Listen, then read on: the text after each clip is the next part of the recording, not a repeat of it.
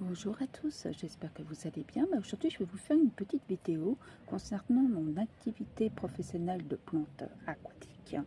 Donc là, je vous montre un petit bassin que j'ai dans le jardin avec une diversité biologique très intéressante et surtout très bien équilibrée.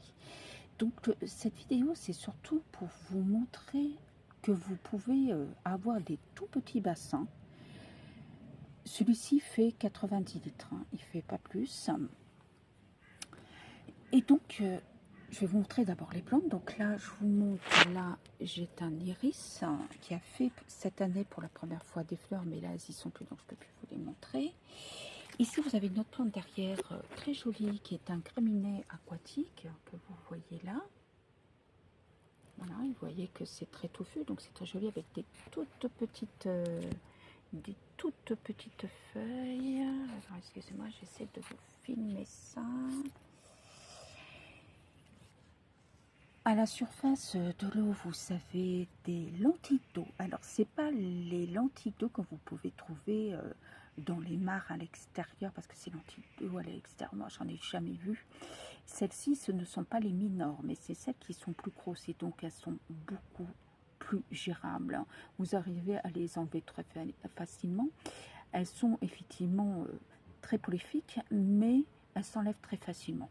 Donc, et en plus, ça sert notamment pour filtrer l'eau, hein, parce que les lentilles ont ce rôle-là. Donc, effectivement, le bassin en est couvert, mais ça pose pas un problème. Et ceci permet que le soleil n'infiltre pas trop ce bassin et ne fasse pas un développement d'algues vertes trop importantes à l'intérieur. Là, je vous montre une autre plante qui est très intéressante avec des grosses feuilles. Donc, j'ai pas eu de fleurs jusqu'à maintenant. Le problème, c'est que j'ai plus le nom de la plante en tête. Donc, je vais essayer de vous la retrouver si je la retrouve. Et il y a aussi dedans une faune aquatique importante, comme des plantes qui sont des escargots de douce ou d'autres types d'escargots. Alors j'ai notamment Hector qui est dedans, mais là malheureusement je ne vais pas pouvoir le montrer parce qu'il n'y a pas beaucoup de soleil, il n'est pas beaucoup là. Mais c'est depuis 2-3 ans qu'il est dans ce bassin. L'hiver, il y est aussi, puisque l'hiver, même s'il y a du gel, bah, il est au fond. Après, il faut faire attention qu'il n'y ait pas tout le bassin qui gèle, si vraiment je surveille toujours la météo et si des gros gels viendraient arriver, là je le prendrai, je le mettrai en dessus, hein, voilà. Avec les autres escargots, mais jusqu'à maintenant, on a quand même des hivers qui sont assez modérés. Hein. Voilà. Donc, ce bassin peut être tout à fait mis, par exemple, même si vous manquez de place, dans un petit jardin.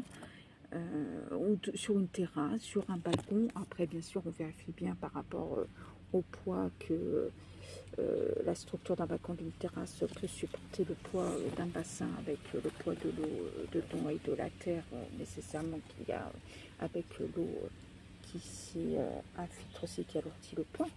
Mais c'est vrai qu'il est très intéressant d'avoir ce type de bassin qui ne prend pas beaucoup de place. Je vous répète, il fait 90 litres. Et qui permet surtout, par exemple, à des insectes, notamment l'été, à venir s'abreuver. Et pourquoi pas des oiseaux aussi. Voilà. J'espère que cette petite présentation vous a plu. Il y a juste une petite chose, je ne vous ai pas parlé parce que je pense que vous allez me poser des questions.